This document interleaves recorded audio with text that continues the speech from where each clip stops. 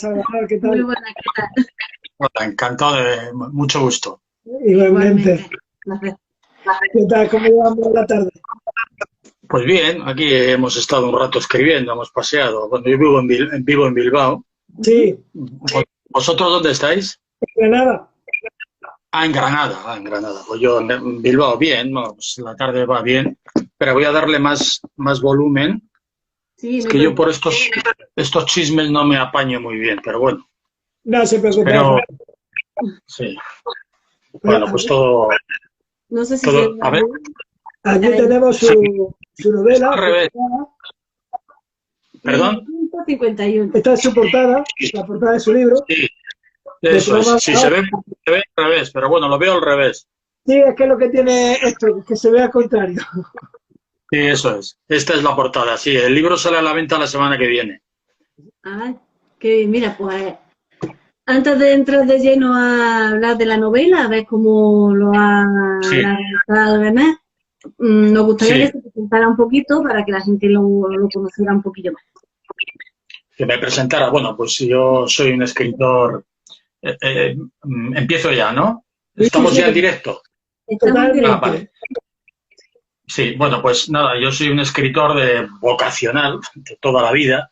Es decir, yo escribo desde prácticamente desde que tengo uso de razón, aunque empecé con poesía, cuentos, relatos, eso es lo que me gustaba, pero empecé a escribir de verdad, en serio, y publicar a los 30 y tantos años. O sea, cuando yo consideré que lo que tenía escrito, que tenía un volumen inmenso de textos, pues lo reuní en un libro y lo ofrecí. Era un libro en aquel entonces de psicopedagogía, pero también, porque yo estudié pedagogía, de psicopedagogía, pero también con un componente literario. Me dirigía a un estudiante imaginario, un adolescente, mantenía una conversación con él y trataba de demostrarle que podía aprender, porque para aprender en cualquier circunstancia, en cualquier lugar, se puede llevar a cabo el aprendizaje.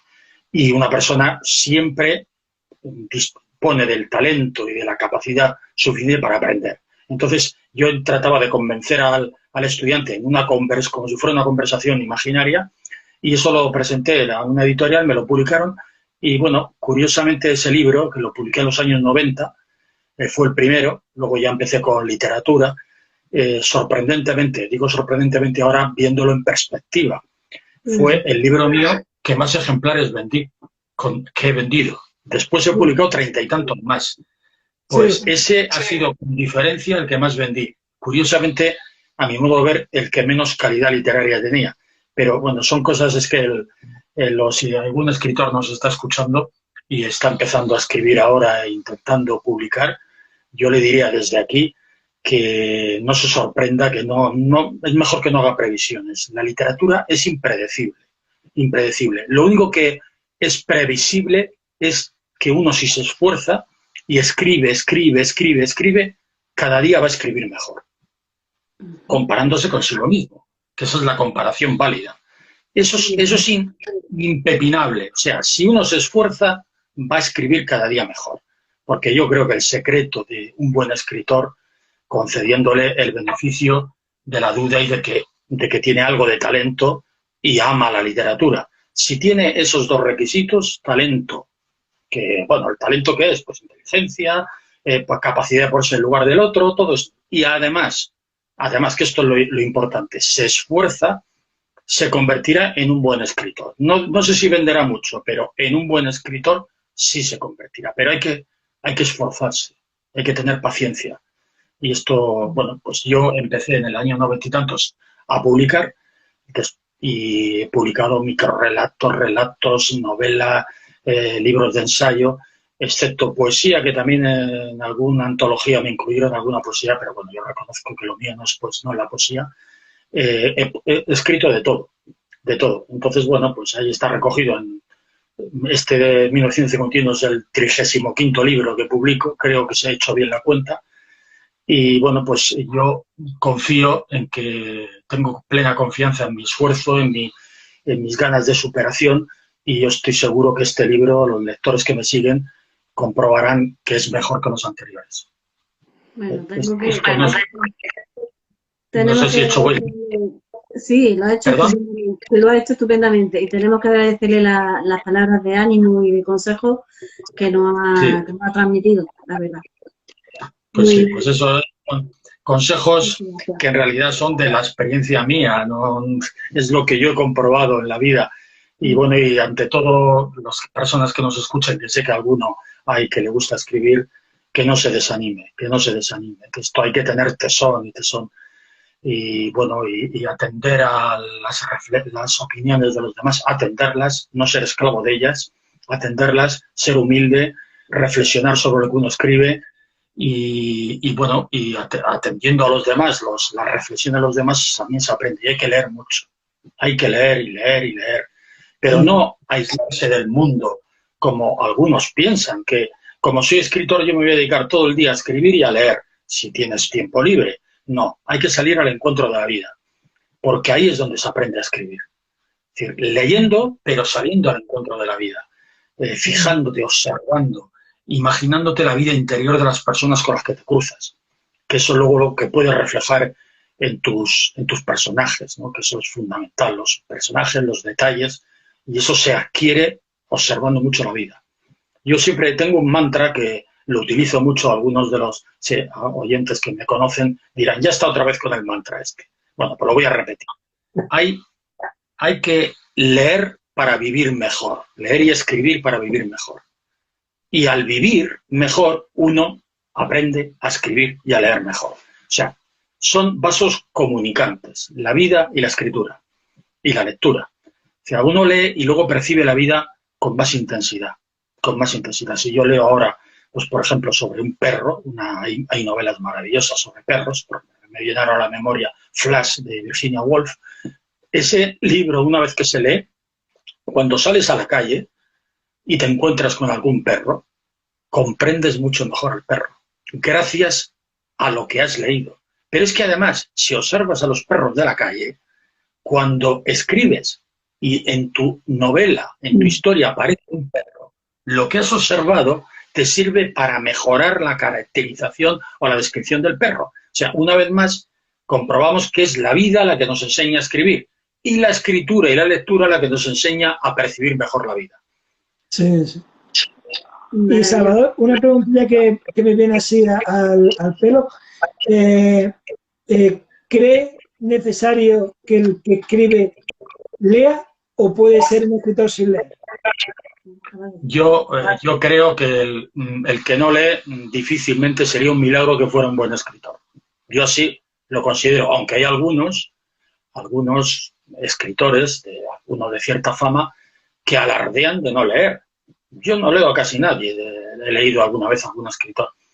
Bueno, no sé, claro, si se aplicara ese consejo a todos, tampoco lo leerían a él.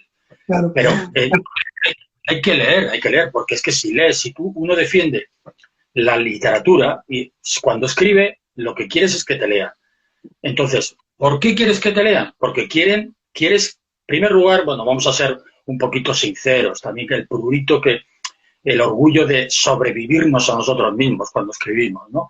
Y también que nuestra visión de la vida, nuestra forma, nuestras inquietudes, nuestra forma de ver el mundo, la transmites al lector. Y el lector se enriquece con esa concepción que tienes tú de la vida. Si tú lees a un escritor y su literatura merece la pena y de calidad, te apropias de parte de su mundo, con lo cual ganas en riqueza interior y en posibilidades para escribir mejor. Por lo tanto, hay que leer. La lectura es el camino directo, la lectura y la vida bien observada para mejorar la escritura. No, yo así yo leo mucho. Yo voy con un libro a todos sitios y bueno, procuro también empaparme de la vida, pero en los ratos así que estoy en la espera, si he tenido que ir al dentista o acompañar a algún familiar al médico, pues si no hay en el panorama humano que me rodea algo interesante, me pongo a leer. Y en casa todos los días leo y leo entre 5 y 6 libros porque voy cambiando. Y yo leo mucho y observo la forma de construir frases de otros escritores y así he aprendido. Es que me nutro de los demás. Es que el que dice yo no leo nada es como si se considerara autosuficiente y que a los demás les sobran. No, eso es no ser humilde. Los demás me pueden enseñar mucho. ¿Y cómo aprendo yo de una persona que ha muerto? ¿Cómo aprendo? solo podría aprender con sus memorias, las memorias que me transmitiera el familiar directo que me las transmite oralmente, o si ha dejado algo escrito. Entonces, de esa persona, si ha dejado algo escrito, me estoy enriqueciendo de sus experiencias. Y no enriquecerme de ellas, no enriquecerme si puedo ser un necio. Porque si yo tengo al lado a una persona que sé que es sabia, que ha vivido mucho y ha adquirido mucha experiencia y ha dejado como legado un libro, si esa persona a mí me interesaba en vida, más me interesará leer su libro. Porque cuando uno escribe, trata de ser lo mejor que puede ser. En la vida normal cometemos errores por la improvisación, en la espontaneidad, el cansancio, pero cuando escribimos, sabemos que lo que escribimos va a quedar para la posteridad. Entonces tratamos de dar lo mejor de nosotros mismos. Entonces, si yo quiero ser más persona y mejor escritor, lógicamente tengo que beber en las fuentes que me alimenten. ¿Quién me puede alimentar? Las personas de mi entorno, pero también los que viven a miles de kilómetros. Solo tengo la posibilidad de llegar a ellos a través de un libro. Entonces hay que leer. Por supuesto. Y, Salvador, ¿de dónde viene el título de su última novela, 1951? Bueno, pues viene, efectivamente, es del año. Se desarrolla en el año 1951. O sea, yo he querido ser directo y tenía varios títulos, ¿eh? Yo siempre, a mí el título me parece fundamental. Es como el escaparate de una tienda. Si el escaparate es lastimoso, difícilmente va a entrar en tu tienda. Entonces, para mí la portada es fundamental. Es el señuelo para que el lector entre en tu comercio, en tu vida. Que ese comercio es el libro ahora, no haciendo este símil sencillo que he hecho. Entonces, 1951 es el año en el que se desarrollan los acontecimientos que narro en esta novela. Una novela de un cruce de géneros que se puede considerar novela histórica, novela de negra, novela casi hasta romántica. Es un cruce de géneros, porque es que los géneros decían, yo leí, no sé si lo dijo Pierre Lemaitre o Manuel Vázquez Montalbán, que solo existen dos géneros, que son el género de intriga y las historias de intriga, las historias de amor. Porque prácticamente intriga no se refiere solo a lo policíaco de que hay un asesinato, sino que es la intriga de por ejemplo, si un político quiere llegar a ser presidente de un país y hay una serie de acontecimientos que lo conducen ahí, hay una intriga también. Todo es intriga y son historias de intriga o historias de amor. En eso se podría resumir en dos grandes categorías de la literatura, ¿no? Pues aquí, en esta novela mía, hay dos historias de amor. Además, historias de amor entre gente que son de diferente escala social, diferente también ideología, que eso es lo que me interesaba, porque la metáfora de esta novela es la reconciliación. Está ambientada en la España oscura del franquismo. Oscura, aunque algunos sorprendentemente hoy en día digan que fue luminosa. Es una aberración decir que aquello fue una etapa no luminosa. Yo la viví en parte, la viví en mi infancia y parte de mi adolescencia, y aquello me pareció un horror. Entonces, bueno, sin embargo, había gente que merecía la pena, que estaba entre bambalinas. Otros no, otros jaleaban el franquismo, pero había gente que merecía la pena. Entonces yo cuento aquí en esta novela unos acontecimientos, bueno, pues pertenece a la imaginación, pero también ahí he vertido lo que yo viví en mi infancia y mi juventud, y también lo que me contaron mis abuelos y mis padres. Entonces, y también he leído muchísimo y he visto muchas películas de esa época. Entonces, ¿qué narro yo aquí? Pues un joven represaliado por el franquismo, porque estamos, repito, en el año 1951, que su padre murió en el Valle de los Caídos como preso esclavo, su hermano en las montañas de Asturias como maquis. Este no fue asesinado, fue un enfrentamiento. El padre, el hijo que es el protagonista, uno de los protagonistas de la novela, Ginés, considera que a su padre lo asesinó el franquismo y a su madre evidentemente la asesinaron, porque la ejecutaron en el año 48 por asistir a una reunión de una célula comunista. Por eso la condenaron a muerte y la ejecutaron en el paredón. Entonces este Ginés, cuando empieza la novela, todo lo que estoy contando ahora, el lector lo sabrá en las 10 primeras páginas del libro, o sea, no estoy revelando nada. Entonces este Ginés, que es el protagonista de la novela, tiene unos deseos irrefrenables de venganza contra el régimen franquista. Le han dejado sin madre, sin hermano y sin padre. Y solo le queda Maruja, que es su hermana, que regenta una librería. una librería de la familia. A mí me gusta siempre incluir en las novelas alguna librería, para reivindicar una vez más la literatura. Bueno, pues este Ginés se le ocurre un plan, repito, lo cuento prácticamente la primera página, un plan, vamos, arriesgadísimo, pero es lo único que le calmaría la conciencia, porque él no puede casi ni dormir. Él tiene que vengar la injusticia que se perpetró contra su familia. Entonces idea un plan, que es disfrazarse de mujer, para que no lo identifiquen, y eliminar tiene 3 objetivos. Dos personas muy destacadas del régimen y otra que fue la que delató a su madre y a sus amigos y por eso los detuvieron. Entonces, bueno, pues quiere llevar este plan a efecto de manera secreta, así que se entere su hermana. Pero su hermana se entera, esto repito que se sabe en las primeras páginas, y la hermana trata de convencer a su hermano que no sea como los asesinos, como los que mataron a su familia, que no traspase la frontera de la que no se vuelve nunca, porque cuando matas para siempre. Entonces hay un dilema moral ahí. Al mismo tiempo yo a Ginés lo presento que su novia es la hija del alcalde de la localidad imaginaria donde se desarrollan los acontecimientos. O sea, su novia pertenece a una familia franquista. Y luego ya, cuando ocurren los primeros, porque hay 2 muertes, no voy a decir asesinatos, 2 muertes a las que está implicado este Ginés disfrazado de mujer.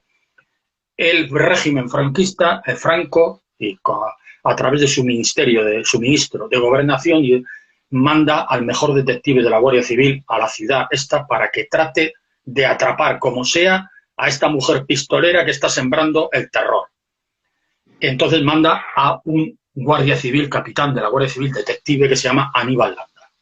Y Aníbal Landa llega allí y se enamora de la mujer, de la hermana de Ginés. Se enamora, hay una historia ahí de amor. Y bueno, y lo que pasa ya no cuento más, pero ya veis cómo mezclo ahí personajes de un lado, de otro, y bueno, el símil, la metáfora es la reconciliación que podría haber sido, y no fue, entre los españoles en aquella época, y las ansias de libertad de estos personajes que confían en que en España se instaure la democracia. Ellos pensaban que iba a llegar pronto, pero bueno, nosotros que tenemos, fíjate qué curioso, el lector sabe más que los personajes, porque el lector sabe que esas esperanzas que embargan o animan, impulsan a los personajes, no se van a cumplir, porque la democracia no llegó hasta muchos años después. Ellos esperaban que iba a llegar de manera inminente. Entonces, bueno, también reflejo el ambiente en el que del franquismo en el que crecimos algunos, yo aunque nací después, pero lo viví, en el que la moral estaba regida por la ideología católica, en el que todo estaba prohibido, en el que la opinión era unánime, no había opiniones divergentes, no había diversas perspectivas, todo era monocolor, o sea, era, lo voy a decir de manera gráfica, un horror. En ese horror se desarrolla la historia, pero es una historia luminosa, es una historia de amor. A pesar de que el otro día me decía un escritor que es el que me va a presentar la novela aquí en Bilbao, uno de los 2 que me la va a presentar, Gustavo. El otro es Klaus S. Newman, que es escritor y traductor alemán que viene de Alemania, viene de Berlín a Bilbao para presentar la novela. Es un gran amigo mío y le tengo un gran cariño. Bueno, pues el otro día me decía Gustavo, que había leído la novela, y me decía, hacía un elogio a la novela, y lo voy a decir aquí porque, bueno, me llenó de satisfacción. Me decía, hay represión, hay violencia, hay muertes, hay fusilamiento en la novela, y sin embargo, lees la novela y hay un aura de humanidad que impregna todas las letras de la novela.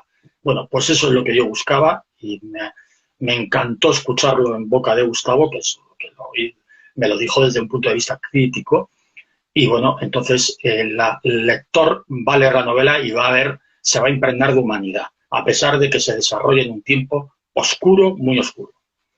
Qué bien. El resumen de 1951.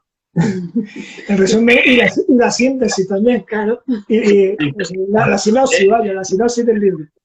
Sí, eso, y la principal está en el aire, lo que lean ¿qué pasará con la mujer pistolera? ¿Qué pasará con el detective de la Guardia Civil? ¿Lo represaliarán a él también? Porque, bueno, de alguna forma se alinea también con el otro bando, porque se enamora. ¿Qué pasará con la hija del alcalde y Ginés? ¿Lo detendrán a Ginés? ¿No lo detendrán? Hay bastante intriga que obviamente no es revelado. No es revelado. Aunque a mí lo que me interesa más que el final, a ver, el final sorpresa, a mí me interesa llevar al lector por un camino en el cual el lector se sienta a gusto en el camino. O sea, haciendo un símil con un viaje, que estamos, cuando viajamos, que yo no sé por qué, yo procuro, ahora con la experiencia que me da la vida, obrar de otra manera. Yo, si he de viajar y voy a tardar, yo viajo mucho a Águilas, yo nací en un pueblo de Murcia, Águilas, aunque llevo casi toda la vida en Bilbao. Cuando voy a Águilas, a veces voy con mi hijo en coche, otras veces voy en tren. Si voy, pues no llego hasta las 11 de la noche. Bueno, muy bien. Pues mientras tanto, a ver qué me depara el viaje. ¿Qué me va a deparar? Pues igual me depara experiencias maravillosas. No voy a estar pendiente, a ver si llego, a ver si llego, a ver, solo pendiente de la hora final. No, durante el trayecto hay mucho que aprender y mucho con lo que deleitarse. En la literatura es lo mismo. Aunque al final estés ansioso por saber qué pasa con los personajes, lo meritorio de un escritor es saber enganchar al lector para que no tenga ansiedad por llegar al final, sino que se recree en el camino. Y el otro día me decía Gustavo, qué pronto se me ha acabado la novela. Qué pena que se haya acabado tan pronto. Eso es un elogio y por eso se lo agradecí. Claro, y eso que no es una novela de 100 páginas, y sin embargo se lo hizo corta. Pero Gustavo, se enganchó a mi novela y disfrutó del camino. Eso es lo que yo pretendo cuando escribo, ¿no? Sí. Sí. Salvador, a la hora de hacer los personajes, ¿cómo te lo planteas? ¿Cómo lo realizas? Bueno, pues los personajes, de ahí lo que decía al principio, Julia, ¿no? Julia, lo que decía. Julio y Alicia, perdóname. No pasa nada. Verdad, me he confundido. Alicia. Sí, lo que decía al principio es que hay que salir al encuentro de la vida y observar a la gente. Entonces, al observar a la gente, tú empiezas a adquirir una especie, un depósito de experiencias. Un depósito más. Luego eso lo mezclas con lo que has vivido tú, con lo que has leído. Y al final vas convirtiendo con él la empatía, que esa es la cualidad fundamental a mi modo de ver, de un escritor que tiene que tener desarrollada, aparte del talento, del esfuerzo, la empatía, imaginarte el mundo del otro. Con eso te imaginas un personaje y ahí es donde crece un escritor. Porque fíjate, Alicia, ya que me has hecho tú la pregunta, yo en esta novela, en 1951, he tenido en algún momento que ser Franco. Sí, he tenido que ser el ministro de la Gobernación de Franco. He tenido que ser dos agentes de la Guardia Civil que acompañan a Aníbal Landa. He tenido que ser capitán de la Guardia Civil. También una mujer que se despide de sus hijos en el capítulo, a mi modo de ver, más emotivo de la novela, antes de ser fusilada. He tenido que ser una madre que va a perder a sus hijos porque se va al otro mundo. Además, una madre que es totalmente laica, no cree en que le espere el otro mundo nadie. Entonces, y se despide de sus hijos en una noche atroz para ella. He tenido que hacer de ese papel de madre. He tenido que hacer de hijos huérfanos. He tenido que hacer de mujer pistolera. Todo eso me lo he tenido, he necesitado imaginarme yo en esa situación, viviendo en la España franquista y siendo un joven que se disfraza de mujer y que tiene un deseo irrefrenable de venganza. Todo eso que ocurre en el proceso, que me amplío mis horizontes mentales, que me convierto en mejor persona porque sé más y comprendo más al otro. Por eso me encanta tanto escribir, porque en el proceso aprendes mucho de ti mismo, porque te digo también, Alicia y Julio, que bucear en mis recuerdos, en mis experiencias, en lo que he visto en películas, en lo que he leído en libros de la España de aquel entonces. Entonces, he refrescado lo que yo llevaba adentro. Y lo que me faltaba lo he completado con libros, con testimonios de otras personas. Y así he ido reflejando, describiendo los personajes, que creo sinceramente que es mi punto fuerte, los personajes. Personajes, siempre me han dicho que los personajes tienen mucha fuerza, mucha fuerza. Entonces, bueno, pues así no sé si he respondido a tu pregunta, Alicia, pero así creo los personajes. No, sí, es que creo que no hay otra manera. No hay otra manera de que los personajes tengan credibilidad y fuerza. Sí, sí. Y pero, has tenido que bucear mucho también en tus recuerdos, ¿no? Y, sí. todo lo que te han contado, todo lo que has leído, ¿qué te ha removido por dentro?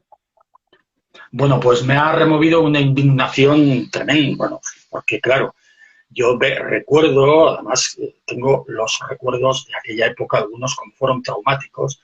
Los recuerdo, por ejemplo, yo le he contado alguna vez, que no lo cuento como héroe, sino que yo fui a una manifestación aquí en Bilbao, con aquellos, me parece que fue el juicio de Burgos, pedíamos democracia, y tuve la mala suerte que me dieron una somanta de palos los policías impresionantes, además sin preguntar nada, yo no estaba haciendo nada, solo participaba en la manifestación y pasó un policía por mi lado con motorizado y empezó, se ensañó conmigo, me dio golpes aquí, aquí.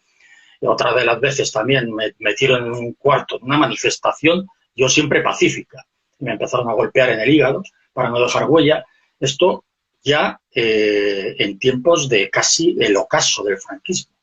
Pero es que sí he recordado mucho los tiempos de mi infancia del franquismo, de cómo mi vecino, su padre era comunista, y cómo nos decía su mujer, por favor, no digáis nada de que mi marido es comunista. Había un temor, y eso que en el pueblo mío era un pueblo pacífico, no había muchas delaciones, pero un temor casi era un terror más que temor a que se supiera que este hombre militaba en los comunistas. Entonces, luego, por ejemplo, yo he contado aquí alguna vez, conté en otra entrevista que me hicieron hace mucho, de cómo cuando íbamos al cine, en aquel entonces, en la época de los años, no 51, sino de posteriores, los años 60, tú cuando ibas a ir al cine, antes de ir al cine, tenías que acercarte a la puerta de la iglesia, estoy hablando del pueblo de Águila, la iglesia de San José, y en la puerta ponían un cartel los curas para ver si podías, si la película que daban en el cine Capri o el Calablanca, que eran los cines del pueblo, era tolerada, la calificación moral se le llamaba, calificación moral. O sea, tú podías ir al cine si los curas lo consideraban oportuno. Si no, era imposible, tú no podías asistir al cine porque no te dejaban entrar. Luego, las películas en televisión, había dos cadenas en aquellos años y posteriores, UHF y Televisión Española. Y como aparecieran dos rombos no podías ver la película. Los menores de edad, prohibitivo. Además, como estaba eso tan asimilado, tan impregnado en la mente, en la conciencia de los adultos, pues también te impedían verla. Oye, no se puede ver esta película. Yo, sobre todo, cuando estaba con mis padres, mi padre, no, eso no se puede ver, porque es para mayores de 18 años. Esto, un ejemplo nada más. Como conté aquí en otra entrevista, cuando llegaba la Semana Santa, estaba todo cerrado. Había que estar de luto por imposición, porque España era católica, porque sí, porque lo mandaba el Generalísimo. Entonces, no había cines, todos cerrados, no había competiciones deportivas, todos a la procesión. O sea, este tipo, bueno, luego los libros prohibidos, solo podías leer los libros que pasaban la censura, las películas que sorteaban la censura, o sea, besos, lo que se llama besos esos de tornillo, hablando en plan castizo, morreos, eso pegaban un corte en las películas. O sea, era todo como si fuéramos, perdonar la expresión, imbéciles los españoles y nos tuvieran que tutelar desde arriba, porque nosotros no sabíamos lo que nos convenía. Lo que lo sabían eran los de arriba. Entonces, eso lo que a mí me causa estupor es que esa España todavía algunos, demasiados, la contemplen con nostalgia y casi con cariño. Una cosa alucinante. Eso significa que no han vivido en esa España y no la conocían. Por ahí vivía mucha gente, había mucha gente privilegiada y la mayoría pues vivía en la inopia en todas las acepciones del término. Entonces, bueno, esa era la España que yo trato de reflejar también con algunos detalles en el libro, ¿no? Para que el lector sepa se coloque en aquel ambiente, ¿no? El ambiente en el que vivíamos, la España inculta, en el cual, con muy poca cultura, en la cual prevalecían los toros, el fútbol, y el cine, que repito, cine con tijeretazos por todas las esquinas. Había películas que no se podían ver aquí. Entonces, ese era, claro, ¿qué había? Pero lo que pasa es que clandestinamente sí circulaban libros, conversaciones. Por ejemplo, mis abuelos eran muy de izquierdas, entonces ahí cada uno dentro de su ambiente, en la intimidad del hogar, ahí sí hablaba con cierta libertad, pero fuera de las... es decir, una vez que traspasaba el umbral ya estábamos avisados. Cuidado, a mí me decía mi abuela, cuidado Dorín con lo que dices, cuidado. Era una represión brutal. De hecho, decenas de miles de personas después de la guerra civil, yo no hablo de, aunque en la novela también menciona algunos capítulos, en la guerra civil no había ni buenos ni malos, todo aquello fue una salvajada. Pero en la posguerra, para que lo sepan los que todavía justifican el franquismo, se ejecutó a decenas de miles de personas. Decenas de miles, por pensar diferente. Por pensar diferente. O sea, el hecho, Julio y Alicia, el hecho de que te cogieran con unas octavillas del Partido Comunista podía costarte la pena de muerte. Sí. Y el que no te lo crea, que vea 13 rosas. O sea, podía costarte, no digo pero podía costarte. Porque te acusaban de terrorismo y si estabas con un grupo al que en algún enfrentamiento había matado a un guardia civil, todos condenados a muerte. Entonces, y los ejecutaban, porque murieron decenas de miles. Entonces, esa es la España en la que vivimos. La España en la que vivimos, que a mí me pareció, repito, los recuerdos que tengo son horribles, espantosos. Había la vida privada, ¿no? La vida privada de tu familia y los amigos y demás. Pero yo digo del ambiente, de lo que se vivía, de la política. Entonces no había política, se celebraba un referéndum y el referéndum, vamos, sabía sí a Franco por el 90 y tantos %, porque vamos, la gente no se atrevía a exteriorizar su crítica. Si exteriorizabas tu crítica, te arriesgabas a que te metieran en la cárcel. O sea que es un ambiente que subyace en la novela 1951. Aunque no hay maniqueísmos, ahí no, los buenos no son muy buenos y los malos muy malos, no, porque nadie es bueno, muy bueno las 24 horas del día, ni malo, muy malo las 24 horas del día. Tenemos tonalidades grises también. Sí. Salvador, te vamos a pedir, como siempre pedimos a los escritores, que nos lean un trocito de tu novela. Bien, pues me tengo que poner aquí porque la novela aún no ha salido a la venta. Entonces sí, la tengo aquí en el ordenador, no os importa, ¿no? ¿Qué va? No, te pido que no leas, Salvador. ¿Perdón?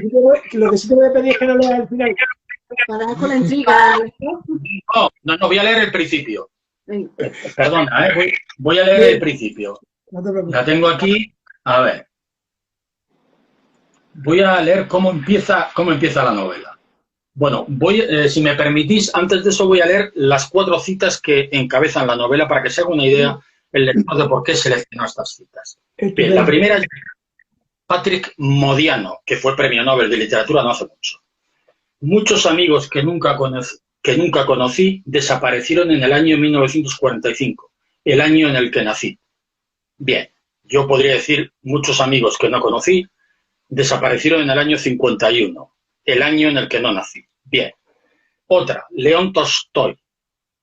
La verdadera fuerza no está en aquel que vence a los otros, sino en aquel que se vence a sí mismo y no permite que el animal que hay en él domine su alma.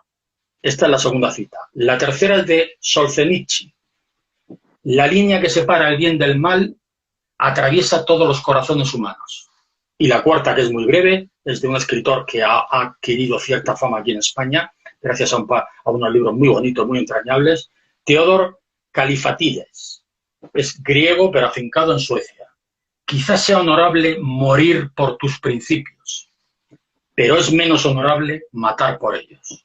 Bien, estos son los 4, casi el frontispicio de la novela. Luego hay una frase mía que dice lo siguiente: sí, el tópico tiene razón. La primera víctima de la venganza es el vengador. Y ya la arranca la novela con un prólogo que me lo escribe Klaus S. Newman. La novela arranca así. O sea, voy a leer, que me perdonen los espectadores que voy a desviar, porque estoy esperando que me lleguen los libros. Todavía no me han llegado porque sale a la venta la semana que viene. La novela empieza así. Noches en vela, se titula este capítulo. Son 40 capítulos. Noches en vela. Acusado por los remordimientos retroactivos que manaban incesantes de su conciencia cada vez que se imaginaba el futuro inmediato, Ginés Flores Ríos, a punto de cumplir los 27 años, No había dormido más de 2 horas seguidas en las 3 últimas semanas. Sus sueños entrecortados y de breve duración estaban jalonados de tremebundas pesadillas protagonizadas sistemáticamente por sus padres y su hermano, quienes una y otra vez huían despavoridos de unos matarifes fantasmagóricos que decían provenir de las entrañas del infierno.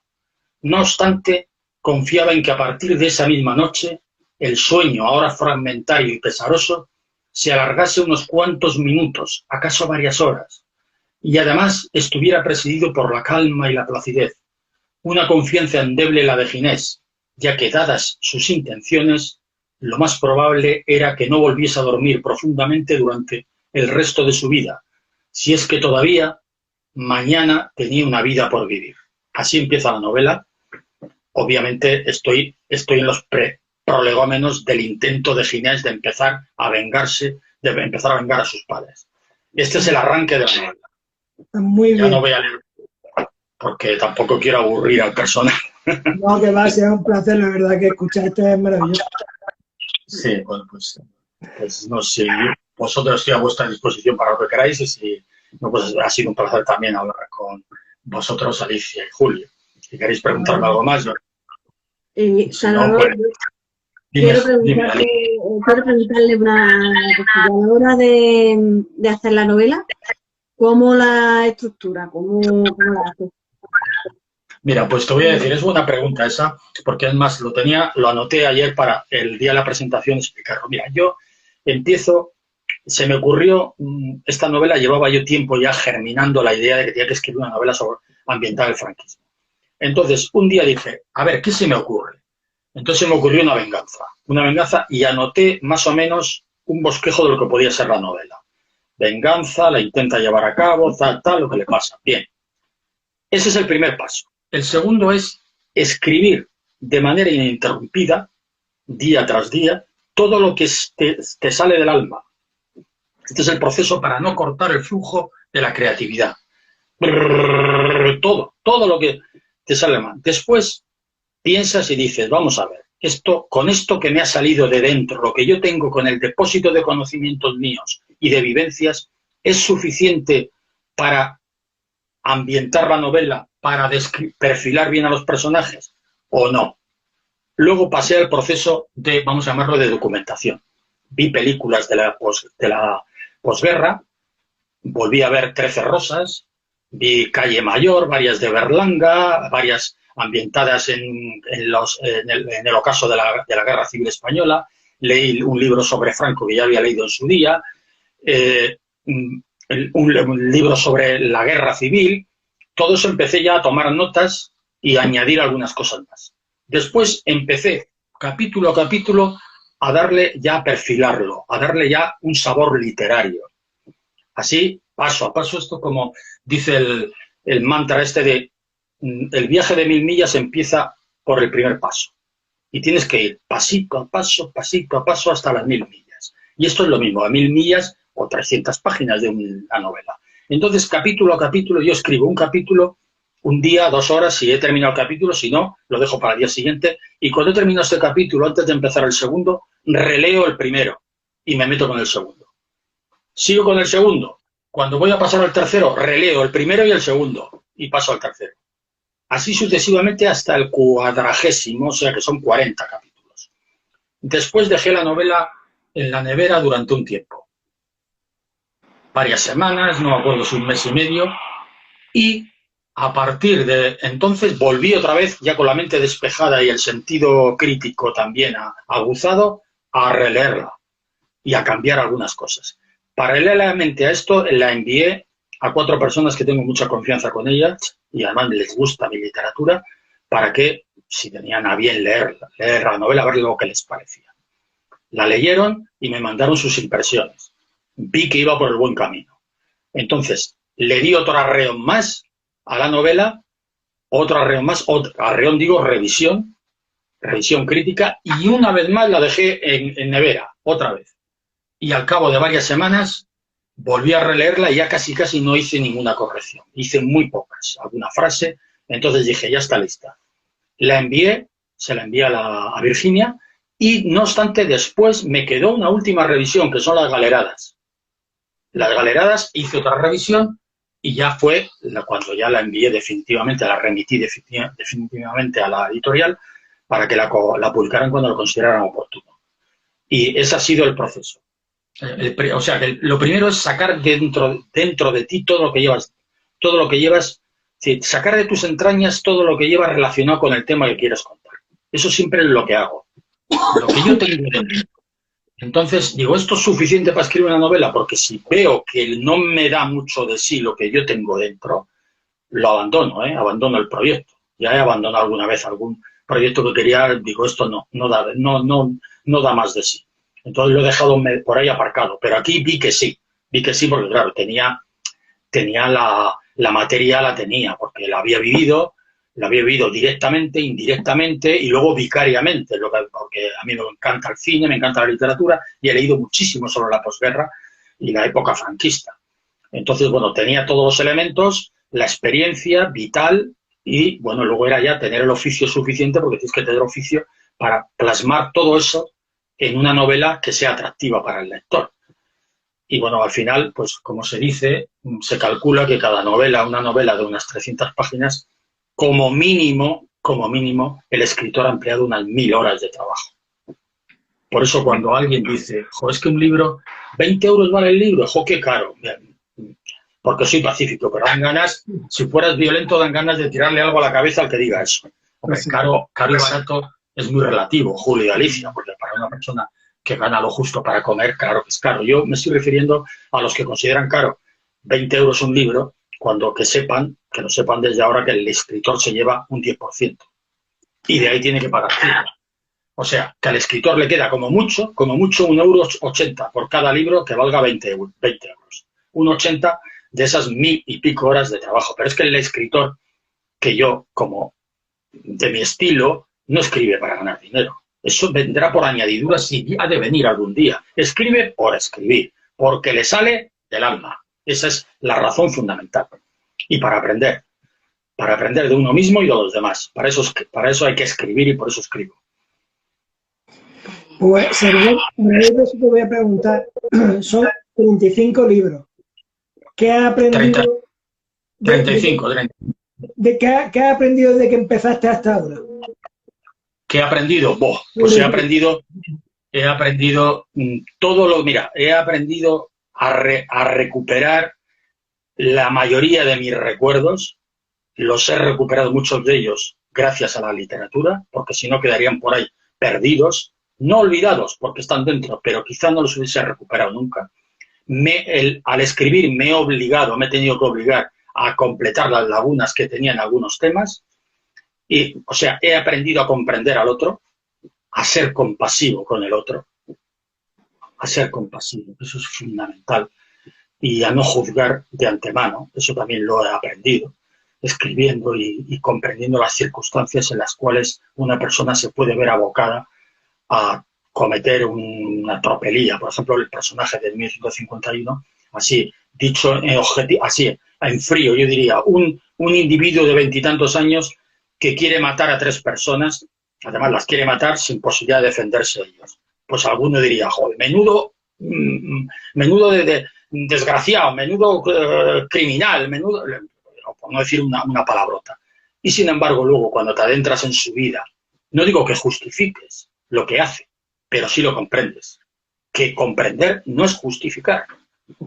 No es justificar. Esto aquí confundimos a veces los términos, porque yo cuando aquí el terrorismo de ETA, y yo he escrito sobre ETA también, una novela, y tengo 2 más que van a salir, una de ellas este próximo año, de ETA. Bueno, hablaba en alguna presentación metiéndome en el mundo de un terrorista, de su familia, de por qué había actuado así. Y alguno me acusaba, ¿estás justificando el terrorismo? ¿Pero cómo voy a justificarlo? Estoy tratando de comprender, que no es lo mismo. Comprender no es justificar. Yo puedo tratar de comprender lo que hizo el Hitler y sus secuaces, que me produce una repulsión infinita, pero comprenderlos no quiere decir que justifique lo que hicieron. Pero comprender sí es ahondar la naturaleza humana, como a un ser humano normal, que Hitler también fue un bebé, también, aunque parezca que no, también fue un bebé, como un bebé, que yo he visto la foto de Hitler de bebé, y yo me preguntaba, ¿cómo es posible que este individuo, esta criatura tan, que dan ganas, es que te derrites viendo en esa foto a Hitler de bebé, se convirtiera luego en un asesino industrial, que mandaba aniquilar a millones de personas por el mero hecho de ser judíos. Entonces, ¿cómo es posible? En ese proceso, ¿qué ha pasado? Eso es lo que a mí me interesa comprender. ¿Qué ha pasado en ese proceso del Hitler bebé a Hitler adulto para convertirse en un sanguinario? En un hombre que en la vida de ciertos humanos le importaba un comino. ¿Cómo es posible que un ser humano llegue a eso? Ahí es donde yo me interesa como escritor detenerme, ¿no? Y aprender. Pues sí, la verdad que es una cosa a tener en cuenta y me parece súper importante. ¿Dónde podemos encontrar su libro o dónde podrían adquirirlo? Sale la semana que viene, lo edita Pluma de Sueños, lo distribuye AZ y bueno, va a estar en las librerías, bueno, por aquí en Bilbao, donde yo vivo, lo van a tener en FNAC, lo van a tener en El Corte Inglés, no supongo que lo tendrá Elcar. O sea, basta además que un lector vaya a una librería y diga quiero, ojalá, vayan muchos, ojalá. Seguro que no les que no les va a defraudar el libro, porque está escrito con un gran, un sentido, es decir, un sentido crítico y con un gran amor por la literatura y un respeto absoluto por el lector. Bueno, pues el lector interesado a una librería pregunta, si no lo tienen, quiero el libro de 1951 de Pluma de Sueños y lo distribuye a Z y se lo facilitan enseguida. O sea, no hay ningún problema. Incluso por alguna plataforma, ya en Amazon he visto que lo están anunciando, o sea, que lo pueden encontrar. El que me quiera buscar me va a encontrar. Sí. Que no tengan me va a encontrar. Si no, que me busquen en la página de Facebook mía, que yo no soy el que vende los libros, pero ahí yo, como publico todos los días textos y reflexiones y microrelatos, también hablaré de la novela y dónde puede estar, etcétera, y dónde la pueden encontrar. Pero ya he dicho alguno, en el FNAC la van a tener, en el Corte Inglés, aquí y en otras librerías. Ya he visto que hay, por internet, ya he visto varias librerías, Proteo y tal, que lo anuncian, que en los próximos días dispondrán de ejemplares. Además tengo una gran en este libro. Voy a jugar ahora con la profecía que se autocumple, que es el Pigmalión, el efecto Pigmalión, es muy estudiado en psicología social, que pues yo voy a jugar con la profecía que se autocumple con vuestro permiso. Estoy convencido que esta novela va a ser un gran éxito. Tengo plena seguridad, porque dirás, bueno, ¿qué vas a decir que tú eres el escritor? Bueno, pero tengo el aval de 5 ya lectores que han leído la novela y bueno, no voy a reproducir las palabras que me han dicho, de verdad, no quiero aquí pecar de altanero ni de... prefiero ser humilde, pero a mí lo que me han dicho de la novela me han vaticinado que va a ser un gran éxito y me fío de su criterio, Tengo intuición de que esta novela, sí, como me decía el otro día una lectora, Yolanda Sánchez Salazar, con esta novela vas a dar la campanada, Salvador. Y yo le dije, que así sea, Yolanda. Que así sea. Que así sea. Salvador, una preguntilla. Yo me he dado cuenta que en la novela aparece Ginés, pero Ginés aparece con sus 2 apellidos. ¿Eso es por algo en concreto? Sí, por homenajear a su madre. Porque yo respeto a las madres. Entonces a mí me parece que decir Ginés Flores nada más, no. Ginés Flores Ríos. Porque la madre, además que la querían, la amaban. Esta era una mujer extraordinaria, por lo que los testimonios de los hijos, para reivindicar la estirpe de la madre, de la mujer. Por eso suelo poner los 2 apellidos. En la novela esta que he escrito sobre ETA también aparecen los 2 apellidos de los personajes principales. Por esa razón. Sí. Por eso. Muy bien. Y a la hora de hacer marketing, la publicidad de su novela, ¿cómo lo hace? Bueno, esa es la cuestión. Porque claro, si yo tuviera potencial económico, yo o la editorial con la que publico, pues bueno, de momento yo estoy con una editorial que ha empezado ahora con Pluma de Sueños y yo tengo un trato exquisito con los responsables de la editorial. Pero claro, si tuviéramos un potencial económico para hacer, por ejemplo, poner un anuncio en El País, un anuncio en Cadena SER, un anuncio en televisión, vamos, yo pondría la mano en el fuego que esta novela se convierte en un éxito rotundo. Pero claro, yo lo que me muevo es con redes sociales, mando la novela a veces a periódicos, alguna emisora de radio aquí en el País Vasco me conocen bastante, pero bueno, ese es la gran hándicap, entre comillas, que tenemos los escritores que no editamos con los multinacionales, ¿no? Tenemos que nosotros trabajarlo y mucho. Yo confío siempre en el llamado boca-oreja, boca a boca, pero yo prefiero boca-oreja, porque es boca-oreja. Esa es mi baza. El problema es llegar a la masa crítica. ¿Cuál es la masa crítica? Un número determinado de lectores que esos, si llegas a una masa crítica, yo calculo que son unos 100, y esos 100 les has gustado, de inmediato esos 100 te convierten en miles de lectores. Pero tienes que llegar a esos 100 y no es fácil, porque no basta con vender, te tienen que leer. No basta con que te lean, les tienes que gustar. No basta con gustar, les tienes que entusiasmar. Y entonces es cuando empieza a ser contagioso el entusiasmo. Pero tienes que llegar al entusiasmo. Entonces, esa es mi baza. Y bueno, confío mucho en que, primero, que compren el libro y luego que me lean. Porque claro, hay mucha gente que compra el libro, lo deja en la estantería porque hay mucha competencia. El escritor, por eso los que me estén escuchando y se dedican a escribir, que sepan que cuando publican su libro, compiten con millones de libros. Con millones, no solo con los que acaban de salir novedades, sino con todos los clásicos. Porque tú vas a una novela y puedes pedir en los 20 euros que tienes, dice, me voy a comprar el de Gabriel García Márquez en lugar de 1951 de Salvador. Entonces, claro, con eso tienes que competir y tienes que, bueno, pues yo más o menos pues me he ganado un cierto prestigio, bueno, lo digo con humildad, pero bueno, entre los lectores que me leen, me siguen desde hace años. Eso es muy buena señal para mí. Porque tengo lectores que me leyeron el primer libro y siguen acompañándome en los libros siguientes. Entonces, yo confío en que lean, primero, que compren el libro, eso es fundamental. Segundo, que lo lean, y si les entusiasma, que lo recomienden. Esa es mi baza.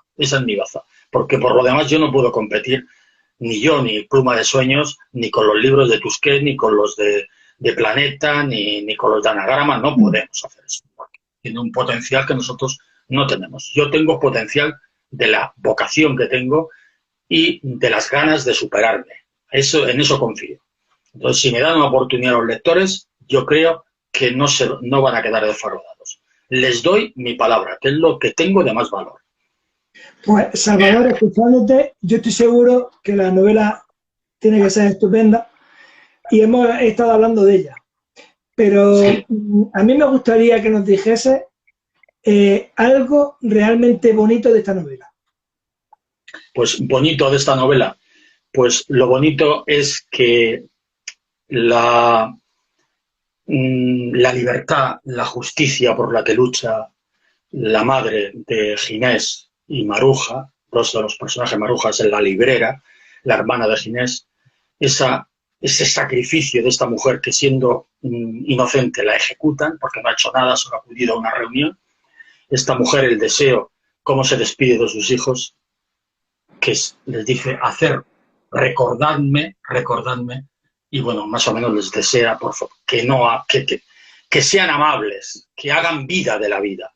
Entonces, eso, el homenaje que le hacen la historia a esta mujer, ese homenaje es un homenaje de libertad, de fraternidad y de amor, porque la novela, a pesar de el argumento, que lo protagoniza un vengador, es una novela que hay mucho amor. El amor es el gran triunfador de la novela y la libertad, aunque sea de manera, la literatura eso es lo que tiene. En la vida real no pudimos vencer al franquismo, porque yo no digo que habría que matarlo, pero murió en la cama, no murió derrocado, yo no digo que habría que matar, no, estoy en contra de la violencia, pero sí que haber conseguido la democracia en España mucho antes. No se consiguió, pero en la literatura, de manera, con un símil, con una metáfora, sí puedes conseguirlo. Puedes hacer justicia, una justicia, pues eso, la justicia literaria, ¿no? Eso es lo que te permite la literatura, ¿no? Te permite, tú eres el creador y en esa creación dices, pues voy a hacer justicia aquí, aunque sea en un pequeño, minúsculo reducto de tierra, en España voy a hacer un poco de justicia. Y en la novela La madre, Adelaida, que recibe varias balas y la fusilan, esta mujer recibe lo que se merece al cabo del tiempo, que es un regalo de libertad y de amor por parte de sus hijos. Eso es lo más bonito de la novela. Sí, pero aquí se me ha ido. A ver si lo encontramos. Aquí. Pluma de Sueño y Pedro Morales han hecho una gran apuesta por tu libro, por 1951. Sí, que ahí tienes el trabajo arduo de gente. Lo sé, yo tengo un contacto fluido con Virginia y Pedro, que yo lo conocí también en entrevista, que tengo un grato recuerdo de él, y yo sé que estoy en buenas manos, pero también hay que ser realistas, no podemos competir en calidad literaria, yo creo que sí, pero no podemos competir contra el imperio de Planeta, que ya tienen adjudicados los escaparates de ciertas librerías, en las estaciones de tren ya tienen reservados su hueco para los libros, ahí es difícil abrir ese hueco. Pero bueno, no imposible. Yo confío en el milagro de la boca a oreja, uno grano a grano hasta un granero de lectores. Confío plenamente. Esta novela no les va a defraudar a los lectores. Estoy convencido, no es que les va a defraudar, les va a entusiasmar. Estoy convencido de ello. Que le dé oportunidad.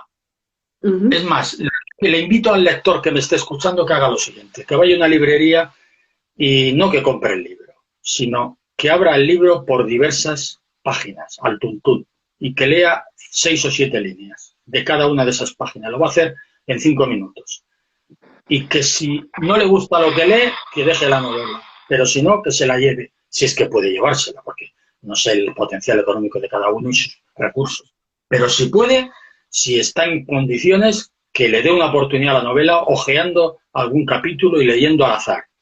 Entonces, si lee al azar, yo confío plenamente en que quedará convencido de la historia que le cuento ahí, una historia de amor, de redención, de reconciliación y también de denuncia de la represión franquista. También hay denuncia en la novela. Claro. ¿Cómo ha vivido el momento de tener el libro por primera vez en sus manos? No, el libro aún no lo tengo, pero bueno, me supongo, Alicia, uno de los libros que ha publicado. Al haber terminado, sí, que ya te he entendido. Bueno, siempre que lees un libro tuyo, una obra, y porque claro, empiezas de cero, con la página. Ahora me he metido en un libro que he empezado a escribirlo anteayer, que lo titulo El libro de los niños. Es mi primera incursión en la literatura, que es para todos los públicos. Entonces, claro, cuando he empezado, digo, si tengo el ordenador en blanco, tengo la idea, el ordenador en blanco, hasta que llegue a las 200 o las páginas que sean, fíjate todo lo que queda. Me quedan más de 1000 y pico horas de trabajo, pero bueno, en ese camino, como os he dicho al principio, en ese camino, que es lo que me gusta a mí recorrer, estoy aprendiendo y aprenderé mucho sobre los niños. Entonces, una vez que terminas y ves el fin, pones fin, y relees la novela y estás satisfecho de lo que has escrito, es difícil de describir. Es, de verdad, Alicia, difícilmente descriptible, pero es una satisfacción como si hubieses creado una criatura, no, hombre, no de carne y hueso, pero una criatura que la has engendrado tú y que dices, ahora tengo la posibilidad de mandarla al mundo y yo que he escrito esto en soledad, me puedo comunicar, tengo la posibilidad de comunicarme con cientos o miles de personas. ¡Qué maravilloso! Poder que alguien me dedique a mí unas horas para meterse en mi mundo, ¿no? Entonces, cuando ves el final, dices, ahora esto lo querrá publicar alguien, porque claro, esa es otra. Cuando escribes, necesitas luego que alguna editora apueste por ti, porque no tienes seguro la editorial, nunca. El escritor, la novela de ayer que le ha gustado a un lector, te da quizá la confianza para atreverse a abrir el libro nuevo tuyo. Pero como no le guste, te manda a freír gárgaras. No le vale decir, no, yo leí a Salvador y en los otros libros me gustó, pero si no le gusta esta novela no hay nada que hacer. Te va a mandar a freír puñetas, hablando mal y pronto. Y la editorial lo mismo. Si tú escribes un libro Dices, yo sí, yo tengo por aquí, bueno, te pueden dar margen si tienes, has triunfado con otras obras, pero si no vendes ni una escoba, como se dice vulgarmente, pues difícilmente van a apostar luego por ti. Entonces siempre es una aventura nueva. Es decir, yo estoy escribiendo ahora, repito, el libro de los niños. ¿Me apostará por mí en alguna editorial? Bueno, depende de cómo quede el libro, pero si me satisface a mí, estoy más cerca de que lo publique. Y es una satisfacción inmensa, indescriptible.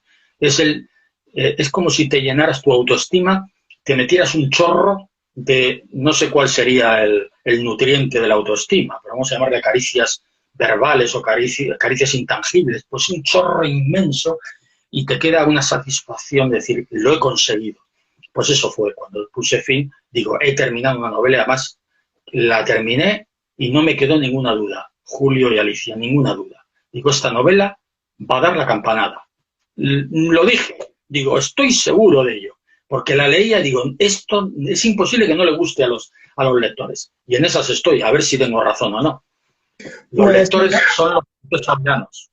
Pues Salvador, para terminar ya, nada más que desearte muchísima suerte, decirte de todo corazón que me ha abierto una puerta, porque tu libro me parece que tiene mucha enjundia y que tiene que ser muy interesante. Además hay tanta vivencia y eso siempre llena más un libro, ¿no? Entonces te deseo toda la suerte del mundo, que lo que necesites, que no dudes, que tienes a Virginia, nos tienes también a nosotros, lo que te haga falta, te podamos ayudar, que estamos aquí y que como yo sé que tú estás seguro de que va a salir muy bien, seguro que sale bien. Sí, estoy convencido de ello, Julio, y gracias de todo corazón, Julio y Alicia.